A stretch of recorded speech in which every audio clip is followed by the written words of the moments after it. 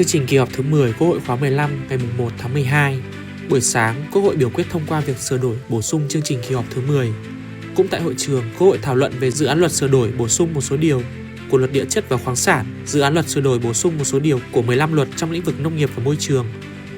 Bộ trưởng Bộ Nông nghiệp và Môi trường giải trình làm rõ một số vấn đề đại biểu Quốc hội quan tâm.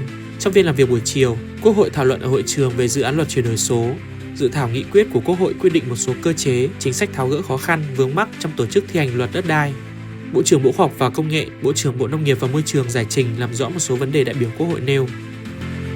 Kênh YouTube của Báo Đại biểu Nhân dân nơi cập nhật nhanh chóng, chính xác và đầy đủ những thông tin mới nhất về kỳ họp thứ 10 Quốc hội khóa 15, cùng nhiều tin tức thời sự Quốc hội, hoạt động của đại biểu và cử tri cả nước.